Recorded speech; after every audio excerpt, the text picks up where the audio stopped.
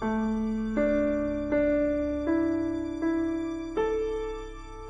printemps n'est plus républicain et l'hiver arrive. Ma société va mal, mon pays va craquer. Alors que nous traversons 2 années de crise sanitaire, sociale, économique, écologique. Alors que nous peinons à retrouver confiance en l'avenir.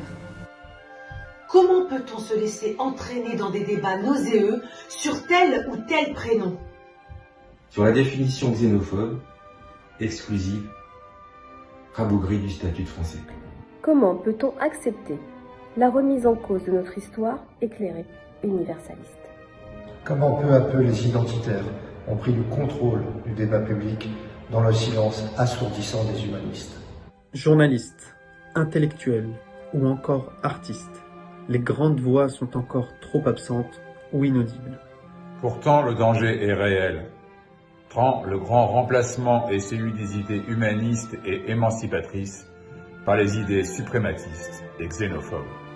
Les prises de position apparaissent bien tièdes face à l'ampleur du phénomène. Ceux-là même à qui l'on tend souvent un micro ou une plume, parfois même avec complaisance. L'un d'entre eux a pourtant été condamné pour incitation à la haine raciale. Normal, les voix qui s'élèvent ne font pas le buzz des chaînes d'infos. Elles ne suffisent pas toujours à rétablir la vérité. À reprendre la main sur des réelles préoccupations des Français. À redonner du sens aux Lumières et à l'histoire de la République. Elle s'égosille dans une quasi-indifférence troublante. Alors que la fachosphère, de son côté, s'agite, polémique, épingle, calomnie, disqualifie et divise. Jusqu'à paralyser la moindre bienveillance. La vérité ne les intéresse pas. Elle est le plus souvent bafouée, puis sacrifiée sur l'autel de pensées uniques. Le régime de terreur d'une minorité, dénuée de sentiments, s'organise en particulier sur les réseaux sociaux, qui lui donnent une caisse de résonance.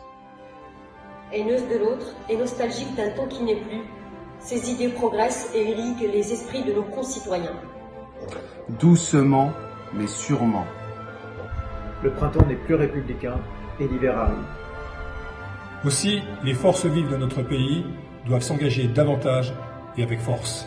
Dire à nos concitoyens à quel point cette dérive dangereuse ne saurait nous entraîner davantage dans le populisme, dans la démagogie, le racisme, le rejet de l'autre et en particulier de l'étranger. Nous ne pouvons accepter la banalisation du mal et de ses mots. Nous sommes les élites du quotidien en proximité avec nos concitoyens. Nous sommes engagés au service de nos territoires. Nous sommes les premiers de trancher face aux attaques répétées contre nos valeurs humanistes, universalistes. Nous sommes engagés pour dire, alerter, dénoncer, quel qu'en soit le coût. La mobilisation des politiques publiques, la lutte contre les discriminations et le combat contre le racisme. L'homophobie et l'antisémitisme, mais aussi nos luttes pour l'égalité et la justice sociale. Tout cela serait remis en cause au profit de la haine de l'autre, de la stigmatisation et du rejet? Ce n'est pas l'idée que nous avons de la France. Ce n'est pas l'esprit qui fonde la grandeur de notre pays. C'est encore moins son âme et son pouls. Sauf à se résigner et regarder s'écrouler le pacte républicain apposé sur les frontons de nos écoles et de nos mairies. Alors il n'y aura plus ni liberté, ni égalité, ni fraternité.